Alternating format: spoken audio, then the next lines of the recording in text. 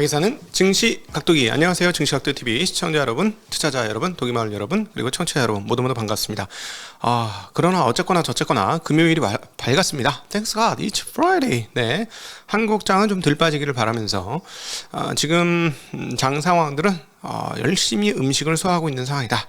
이렇게 한마디로 정리해 볼 수 있을 것 같습니다. 근데 특별히 채권 시장은 아직 소화가 다 안 된 것 같아요. 왜냐하면 채권 시장에 너무 자기네 좋은 것, 보고 싶은 것만 보던 상황이었기 때문에 굉장히 궁지로 몰려지는 그런 상황이 되겠습니다.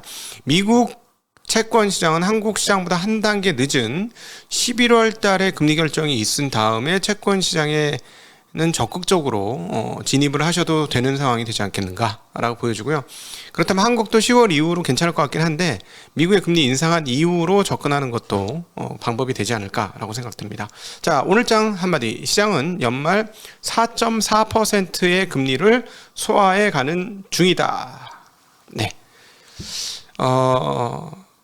왜 이렇게 말씀드리냐면 지난번 점도표가 얼마였냐면 3.4%였고요. 그 내년 말 점도표는 3.8%였습니다.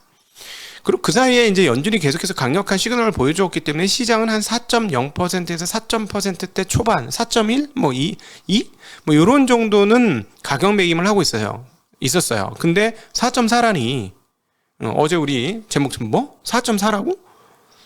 이거는 반영이 덜 된 거죠.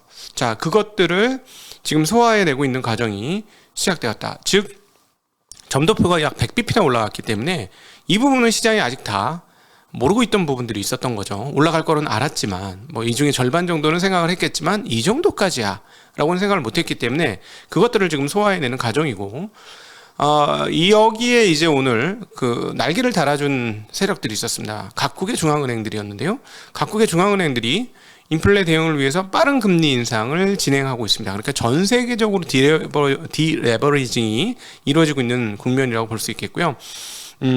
네. 그러면서 달러 강세는 계속해서 강화되고 있는데 오늘 금융시장의 재미난 점은 달러 강세가 지속되고 엔화의 약세가 지속되는 상황에서 일본이 내가 얼마나 펀치력이 센 줄 알아 하고 펀치를 한번 휘둘려서 외환시장 개입을 해서 약세, N이 떨어지는 N 강세를 만들어내었습니다. 각국 정부들의 금리 인상이 이어졌는데요. 자, 홍콩은 패거제니까 당연히 미국과 똑같은 수준의 금리 인상을 해야 되죠. 0.75%를 올리면서 미국과 금리 수준을 맞췄습니다. 그 인도네시아 0.5% 올렸고요. 영국 0.5% 올렸어요. 영국이 0.75가 아니고 0.5% 금리를 올리면서 파운드와 강세로 갈래다 오히려 꺾이는 그런 모습 보여줬고, 반면에 스위스 75bp나 올렸습니다. 기존에 금리가 얼마였을까요? 마이너스 0.25%였어요. 그래서 이제 0.5%가 됐는데 상당히 세게 금리를 올렸죠, 스위스. 그리고 일본은 보시다시피 마이너스 0.1%의 기존 금리를 그대로 동결시켰습니다. 자, 금리를 동결시키니까 어떻게 돼요? 얘네들 미친 거 아니야? 미쳤어요. 엔화 약세 공격 이러니까 어떻게 됐죠? 네, 세계 최고의 외환보유고를 들고 있는 일본이 가만히 있지 않았습니다. 시장에 개입을 해서 아주 작사를 내놨습니다. 그러니까 144엔 정도 수준이었잖아요. 근데 이걸 140엔까지 떨어뜨립니다. 하루에. 2점 몇 프로? 자, 봐봐요. 막 1억 달러를 투자를 해서 고 했는데 장중에 예를 들자면 한 2.5% 정도 손실을 봤다고 생각해봐요. 얼마나 끔찍합니까? 그쵸? 얼마나 끔찍한 일이에요. 트레이더들이 한번 세게 얻어맞은 거죠. 그러면 이렇게 되면 어떻게 되냐? 쟤들 또 언제 들어오지? 이런 생각을 하겠습니까? 안 하겠습니까? 그쵸? 일단 확실하게 방어를 한번 했다라는 거. 그럼에도 불구하고 그 당한 트레이더의 마음의 상처가 녹아지면 또 공격 대상이 되겠죠. 굳건하게 지금 YCC를 진행하고 있고 금리 동결을 진행하고 있습니다. 근데 전에도 말씀을 드렸습니다만 일본의 그 물가 상승률은, 소비자 물가 상승률은 다른 나라에 비해서는 확실히 현저하게 좀 낮은 것은 맞는 것이다. 그리고 또 하나, 일본 국민의 국민성에 대한 이해가 있어야 될 것 같아요. 저희가 독일 책방에서 다룬 국화와 칼이라는 책을 보시면 일본 그리고 유럽에서는 약간 독일 성향이 약간 그런데 이게 헤드가 굉장히 중요합니다. 헤드가. 과거 역사에서 할복하는 세푸쿠의 그 문화가 있었던 곳이기 때문에 헤드가 어떻게 하는지에 따라 좀 되게 그 추종적인 성향을 갖고 있어요. 그러니까 계층 이동에 대한 강렬한 열망 이런 게 별로 없는 나라가 문화적으로 보면 일본이다. 그러니까 까라면 깐다는 분위기가 약간 좀 있는 것 같습니다. 그러니까 우리나라 같으면 미쳤어?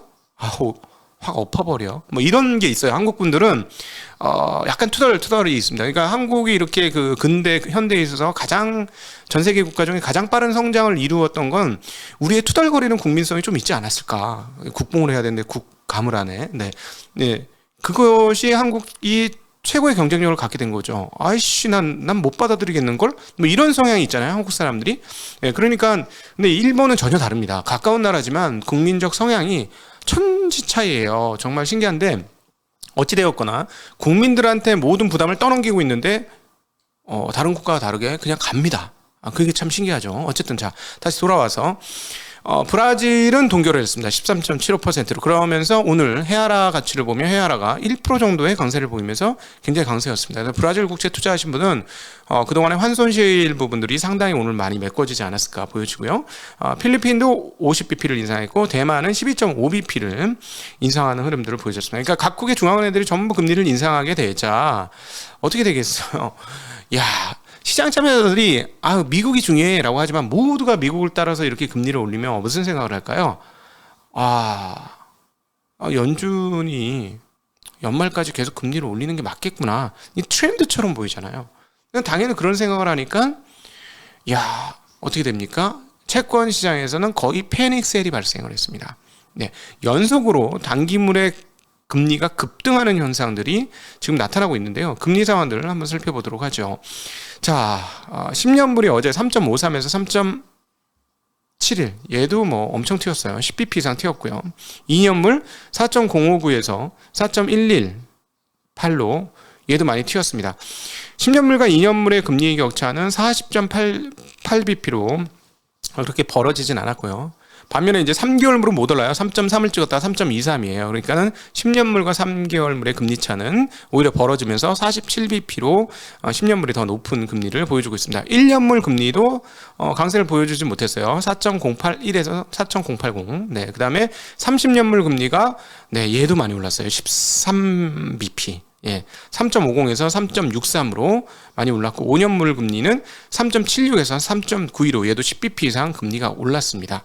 단기물 금리 올리고 이제 장기물 금리조차도 올리는데 왜 그러냐 보면 경기 침체 올 것 같아서 장단기 금리 역전을 시키는데 기준금리 값이 너무 높고 중간금리 값이 너무 높아지는 거예요. 근데 여기에 약간의 패닉셀을 하면 항상 심리가 한쪽으로 쏠리기 때문에 그 부분이 없지 않아 보인다라는 부분 얘기 안 드릴 수가 없습니다. 자, 왜냐하면 페드워치 쪽에서 제가 계속 설레발 지표라 그랬죠. 이거는 뭐 기준점이 정확히 없다. 심리 지표이기 때문에 정확하지 않다라는 말씀을 드리는데 11월 초에 FOMC 회의가 있죠. 그 회의에서 금리가 얼마나 올라갈 것이냐.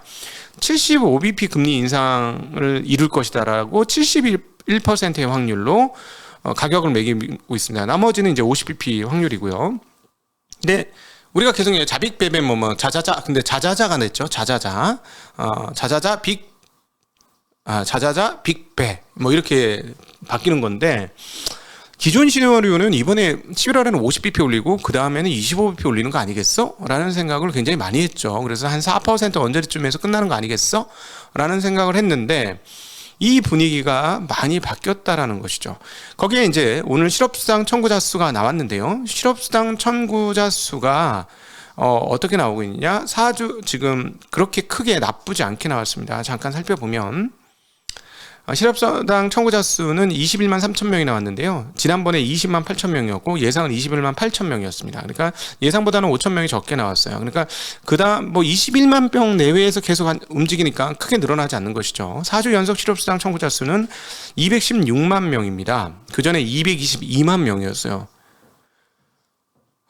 고용 상황들이 안 좋고 기업들이 해고를 계속해서 단행한다면 4주 평균 실업수당이 올라가야 되겠죠. 이게 이제 찐카가 아니겠습니까? 근데 이게 별로 안 올라간다는 거예요. 그 다음에 연속 실업 청구자 수는 137만 9천 명. 기존엔 140만 명이었어요. 늘지 않았죠. 자, 이런 것들을 보면, 이런 것들을 보니까, 연준은 그렇게 그동안의 긴축적 태도, 매파적 태도에서 그냥 벗어날 일은 없겠네라는 생각을 하게 지표들이 만들어주죠. 미국 2분기 경상수지가 나왔는데 오히려 경상수지 적자폭이 좀 줄었습니다. 지난번에는 282 빌리언 같은데요. 282 빌리언이었는데 이번에 251 빌리언이었습니다. 그러니까 경상수지 2분기 그 적자폭이 오히려 좀 줄어들었고요. 반면에 컨퍼런스 보드의 8월 선행지수 전월비가 마이너스 0.3, 지난번에 마이너스 0.5였는데요. 연속으로 6개월 연속 마이너스가 이렇게 떨어지면서 나오고 있어서 컨퍼런스 보드에서는 이제 곧 침체가 전망된다. 뭐 이렇게 좀 이야기를 하고 있습니다. 자, 유로존 신뢰지수도 한번 살펴보죠. 유로존 신뢰지수는 지난번 마이너스 25에서 이번에 마이너스 28.8로 더 좀 떨어지는 흐름을 보여주었습니다. 그리고 앞서 그 일본 핵심 CPI 말씀드리면 1.9%예요. 과거에 비해서는 월등히 높겠지만 뭐 이 정도면 뭐 핵심 CPI는 눈에 보이는 쪽으로는 그렇게 크지 않다. 자, 그러니까 다시 정리를 해서 돌아와 보면 미국 그 연준이 매파적인 상황을 걷어들일 것이 별로 없어 보이는 상황이 지속된다. 이렇게 되니까 고용 상황도 그렇게 나쁘지 않고 미국에서는 지금 실업률 4.5% 타켓 아닙니까? 그때까지 금리 계속 올리면서 인플레이션 잡아내겠다라는 거잖아요. 그런데 이제 그에 앞서 실업률에 앞서 이제 우리 실업수당 청구자 수 보면서 확인을 하는데 매주 나오니까 그거 보니까 뭐 그다지 실업률이 세게 올라갈 것 같지 않은 분위기 뭐 이러다 보니 어떻게 되겠습니까? 시장이 전 세계 중앙은행도 금리를 올리고 이러니까 연준의 매파적 태도에 대해서 굉장히 많은 가격을 매기고 있다. 즉 연준의 매파적 태도를 굉장히 세게 보고 있다라고 볼 수 있습니다. 그럼 패드워치는 그동안에 우리가 계속해서 같이 보셨습니다만 들쭉날쭉하지 않습니까? 들쭉날쭉해요.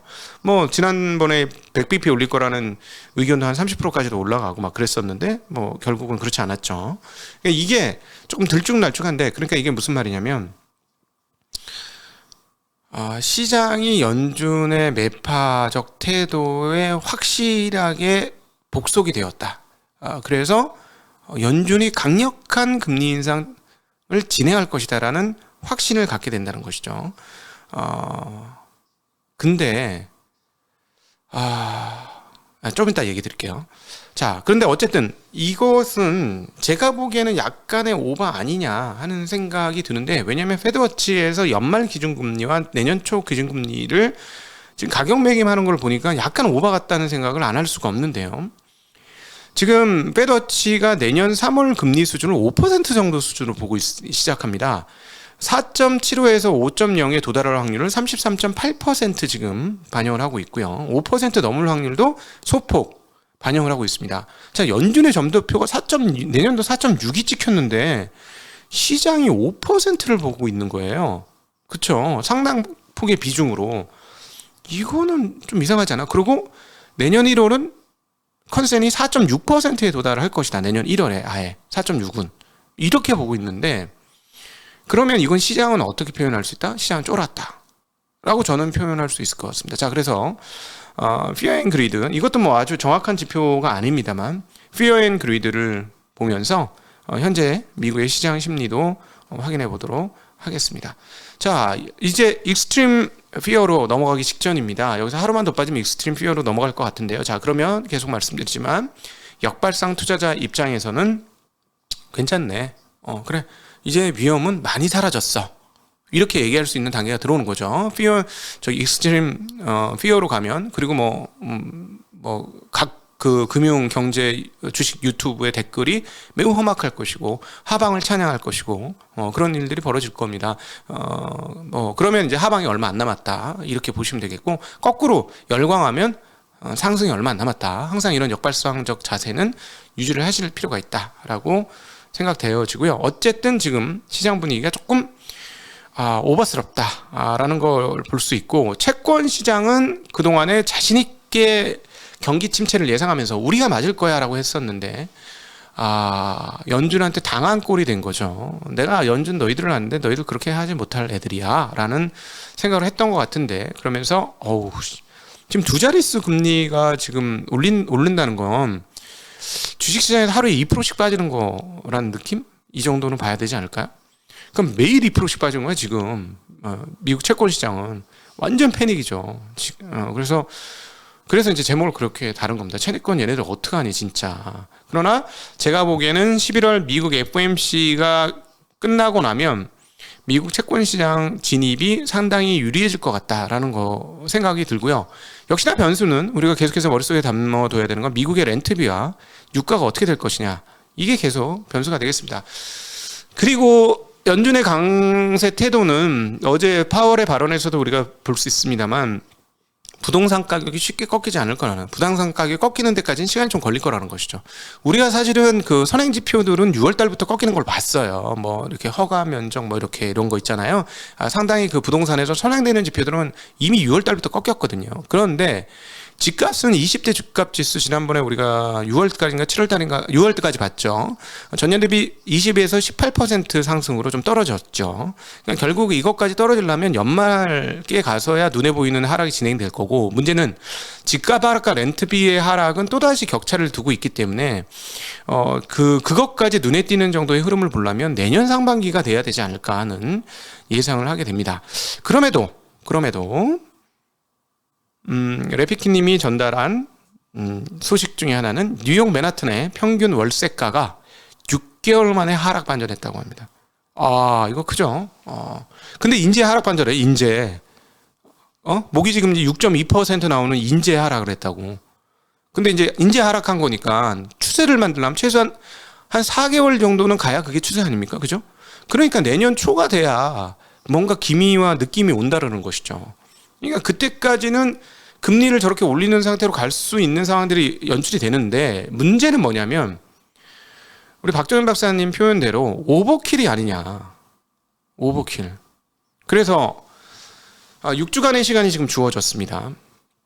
6주간의 시간이 다음 FOMC까지 주어져 있는데, 이 6주간의 시간을 통해서 CPI가 눈에 띄게 좀 처진다거나 뭔가 이제 그 인플레 고공행진에 대한 생각들이 조금 감해지는 상황들이 온다면 연준의 이런 강경한 태도가 계속되지 않을 거라고 시장은 생각할 거예요. 그러면서 이제 시장이 다시 랠리를 뿜뿜, 뭐 박스권이겠지만 랠리를 박스권 안에서 뿜뿜할 수도 있겠죠. 그러나 오늘도 유가가 안 떨어졌어요. 오늘도 유가가 안 떨어졌고,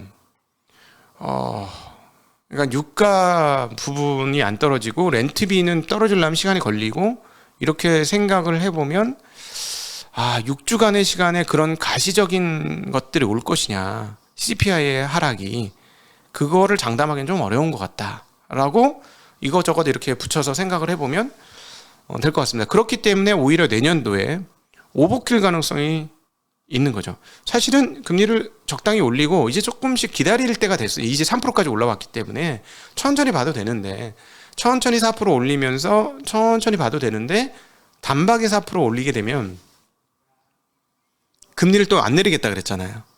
그렇게 얘기했기 때문에 한 6개월은 금리를 안 내릴 거 아닙니까? 그 사이에 조금 문제가 생길 수 있다 라는 거, 실물 경제가. 그럼 뭐 6개월 지나서 그래서 다시 금리를 좀 내려줄게 하면 다행이지만, 그렇게 해놓은 말이, 뱉어놓은 말이 있기 때문에 쉽게 그렇게 행동하기가 만만치는 않을 것이다. 이번에도 뱉어놓은 말이 있었으니까 처음에 주저주저 하다가 이제 뒤늦게 금리를 세게 올린 거 아닙니까? 그쵸? 그래서 이와 정반대되는 데칼코마니의 반대적 상황들이 내년에 나타날 확률이 있을 것 같다라는 생각 해보고요. 자, 유가 관련해서 그리고 달러가 이렇게 강세인데 유가만 안 떨어진 게 아니라 소맥도 최근에 조금 강세예요. 그래서 이런 부분들은 CPI 뭐 물가 지표에 상당히 좋지 않은 영향을 미칠 것이다라는 거고, 어제 이제 또다시 저녁에 유한수 박사님하고 대담을 했는데, 이거는 이제 조금 몇 주 있다 여러분을 만나게 될 거예요. 이 시리즈로 이제 갑니다. 지금 한 달 또는 그 이상 시리즈로 갈 것 같은데, 어제 이제 대담하면서 들었던 얘기에 중요한 얘기를 한번 드리죠. 이 러시아 우크라이나 관련해서 예비군 소집령이 있었잖아요. 부분 소집령이긴 하지만 저같이 나이 든 사람 말고 군대 경험 있는 좀 젊은 사람을 뽑겠죠. 30, 40대까지는 40대 언더까지는 뽑겠죠. 근데 이게 굉장히 안 좋은 뉴스라는 겁니다. 굉장히 안 좋은 뉴스고 뭔가 좀 틀어져 있다는 걸 보여주는 대목이 되는 거고요. 근데 정말 큰 분수령이 뭐가 될 것이냐면 점령지 있잖아요. 지금 얘는 뭐 돈바스라든가 여기 동부 지역 여기 점령한 초기 뭐 이렇게 이렇게 해방 전쟁 했던 여기 있잖아요. 여기 지역을 국민 투표를 통해서 러시아 땅으로 병합하게 되게 되면 아주 골 때려진다는 거죠. 예, 그러면서 뭐 전술핵 뭐 이런 얘기까지 했지 않습니까? 왜 이러냐면 여기서 중요한 포인트는 뭐냐면 러시아의 역사를 알아야 된다는 건데 러시아의 현대 역사에 있어서 지울 수 없이 강력한 사건 하나를 해보자면 2차 대전입니다. 세계 2차 대전이 가장 큰 얘기인데 소련 입장에서는 승전을 기념하는 그런 날이 있죠. 바로 독소전쟁이라고 표현합니다. 우리는 2차 대전이라고 얘기하지만 이쪽은 독소전쟁이라고 표현해요. 독일의 패망이 누구로 인해서 이루어졌느냐? 나치가 소련에 의해서 이루어졌는데 2차 대전 과정에서 적어도 2,800만에서 뭐 3,000 몇백만의 사람이 죽습니다. 군인 1,000만, 민간인 2,000만 정도 수준에. 그러니까 그때 이제 소비에트 공화국인데 소련은 독소 전쟁에서 모든 것을 갈아 넣었어요. 그러고 나서 베를린까지 함락하게 되죠. 성공을 하게 됩니다. 예, 모든 걸 갈아 넣어서 그래서 소련은 세계 평화에 이바지했다는 자부심을 가지고 있어요. 그건 러시아에 이어져서도 그대로 유지가 되고 있고요. 그러니까 승전일이 그렇게 중요한 것이고요. 근데 말이죠. 왜 이렇게 3천만을 갈아 넣으면서 전쟁을 했을까를 보면 독일이 그들을 침탈했기 때문에 그렇습니다. 그래서 러시아 사람들은 대평야에 살고 있었던 사람이라서 침략과 이런 것들이 많았고 침략에 대해서 응징하겠다는 그런 감정들이 민족적 감정으로 저변에 깔려 있다라는 것이죠. 민족이라는 표현이 좋은지는 모르겠지만 어쨌든 깔려 있는데 그러면 그거를 위해서 강력한 카리스마를 가진 지도자가 그렇게 해도 따라간다는 거예요. 근데 이번에는 침략 전쟁이야. 자기가 침략받은 전쟁이 아니고 자기가 침략을 한 전쟁이잖아요. 그러니까 이게 논리적 정합성이 없는 거예요. 그런데 점령 지역이 러시아 땅이라고 했는데 그 지역을 우크라이나가 공격을 했다. 그럼 무슨 논리가 형성이 되죠? 우리 침략당했어. 이런 논리가 형성이 되는 거잖아요. 아주 안 좋은 시그널입니다. 이거는 아주 안 좋은 시그널이라서 그렇게 안 되기를 지금 바라고 있는 그런 상황인데요. 뭐 이거를 아직 주식시장에서 소화하거나 생각하고 있지는 않은 것 같습니다. 네, 다행히 저희가 빨리 러시아 그 역사자고의 대담이 있었기 때문에 증시각도 TV에서 이 부분에 대해서 조금 뭔가 이렇게 뭐랄까 배경 지식을 얻었다는 걸 감사하게 여기고요. 어쨌든 그런 역사적 배경이 좀 있다라는 것은 감안을 하셔야 되는 부분이 아닌가 싶습니다. 네, 감사합니다. 네, 한국 오늘 괜찮아야 될 텐데 이제 지겹다. 나 이제 좀 그만해라. 그만 많이 마셨지 않냐? 안녕.